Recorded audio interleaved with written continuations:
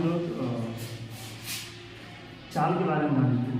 ये जो चाल है ये आपको एनसीईआरटी किताब से है, क्लास 6 से 10 चैप्टर और क्लास 7 से 13 चैप्टर और क्लास 9 का 8 चैप्टर और क्लास 11 का 3 और 4 चैप्टर से लिया गया है।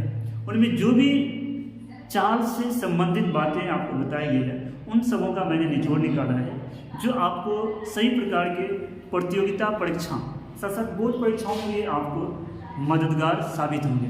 तो चलिए हम लोग आज चाल के बारे में समझते हैं। एक छोटी सी वीडियो में ही हम बहुत ही कम समय में कोशिश करेंगे इनको पूरा का पूरा आपको समझा पाएँ। तो सबसे पहले हम चाल देखते हैं। तो चाल की अगर हम बात करेंगे कि परिभाषा, चाल की परिभाषा क्या चीज़ है, क्या हम किसी गतिमान वस्तु द्वारा एकांश में तय की गई दूरी को उस वस्तु की चाल है।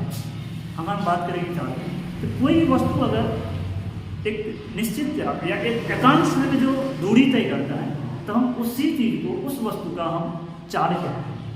अगर हम चाल को फॉर्मूला के रूप में देखें, सूत्र के रूप में देखेंगे, तो चाल बराबर जो सूत्र होता है हमारा वो होता है दूरी बटा समय।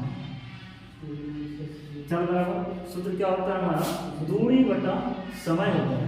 हम एक बात करेंगे, अगर देखेंगे तो राशि का रूप देखेंगे, ये अदिश राशि क्या होती है, अदिश राशि होती है, क्योंकि इनमें से इसमें दिशाएं नहीं होती है, जिसके कारण इसे अदिश राशि के अंतर्गत रखते हैं। हम अगर इसका मात्रक की बात करेंगे, ये मात्रक इनका मीटर पर सेकेंड होता है। एक तो हम m/s लिखते हैं, इसको दूसरे रूप में हम लोग लिखते हैं m/s⁻⁻1। ठीक है, ये हमारा इनका मात्रक हो जाता है। दूसरी बात सबसे ध्यान देने योग्य बात है, जो चाल होता है ये हमेशा आपको धनात्मक, चाल हमेशा आपको धनात्मक रूप में होता है। ये हमें चाल की परिभाषा थी, सूत्र था, राशि था, मात्रक था और उनके विशेष फैक्ट जो थी वो थी। अब हम लोग चाल का जो प्रकार है, टाइप्स है, हम उनके बारे में देखेंगे। तो चाल को जो मुख्यतः रखा गया है या चाल का जो प्रकार है मुख्यतः वो 4 प्रकार के होते हैं। हम सबसे पहले बात करेंगे चाल का जो प्रकार है, सबसे पहला जो प्रकार बात करेंगे तो वह है एक समान चाल, जिसको हम इंग्लिश में यूनिफॉर्म मोशन भी कहते हैं।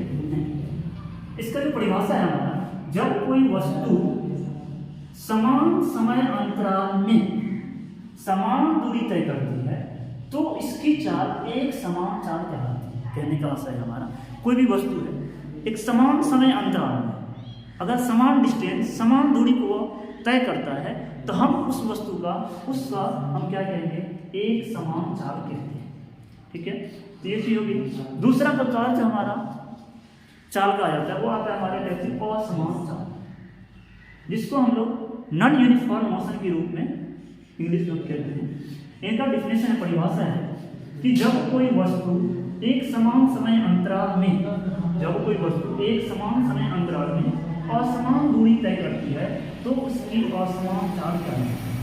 जैसे कि देखिए, एक समान में क्या है कि एक समान समय अंतराल में समान दूरी तय करता है, जबकि वही असमान चाल में क्या होता है, एक समान में असमान दूरी तय करता है तो हम उसको असमान चाल कहते हैं।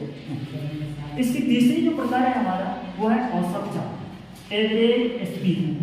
एवरेज स्पीड को हम लोग डिफाइन करते हैं कि वस्तु की औसत चाल उसके द्वारा तय की गई कुल दूरी तथा समय अवधि का अनुपात। जो हमारा ये औसत चाल है यह क्या है, वस्तु की जो द्वारा तय की गई कुल दूरी है और साथ साथ उनकी जो समय अवधि है, हमारा जो टाइम इंटरवल है, उनके रेशियो को हम लोग क्या कहते हैं, तो औसत चाल कहते हैं। सॉरी, यहाँ पे सिर्फ औसत लिखा गया है, हम यहाँ पे औसत चाल लिखेंगे। ठीक है, तो ये था हमारा कहते हैं औसत चाल।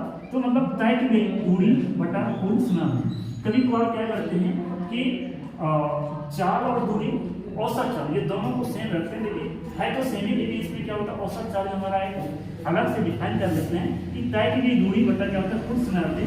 जब किसी चाल की अगर हम डिफिनेशन की बात करते हैं तो चाल का जो सिंपल डिफिनेशन हम लोग करते हैं क्या, दूरी बटा समय हमको दिखाते हैं। अब हम बात करेंगे चाल का जो अगला प्रकार है हमारा, चौथा प्रकार है, वो है हमारा कहते हैं तात्क्षणिक चाल, जिसको हम लोग इंस्टेंटेनियस स्पीड भी कहते हैं। इंस्टेंटेनियस स्पीड भी कहते हैं। ये क्या है, किसी विशेष क्षण पर वस्तु की चाल को हम उस वस्तु की तात्क्षणिक चाल कहते हैं। कोई विशेष एक टाइम या पीरियड है, अगर उस टाइम जो वस्तु की चाल है हमारा, तो हम उनको क्या कहते हैं, तात्क्षणिक चल कहते हैं। जैसे कि अगर समझने की बात करेंगे तो कोई लंबा सफर करता है और उस एक टाइम पीरियड में एक शॉर्ट टर्म में क्या होता है, उनकी चाल अलग अलग होती है। वो जो हम अलग अलग चाल की बात करेंगे तो वो हमारा क्या होगा, तात्क्षणिक चाल कहलाती है। ये आज हमने चाल के बारे में जाना, और ये चाल के बारे में जितनी बातें आप क्लास एनसीईआरटी बुक में देखेंगे तो क्लास 6 में 10 चैप्टर बतलाया गया है आपको। क्लास 7 की बात करेंगे तो उसका 13 चैप्टर बतलाया गया है।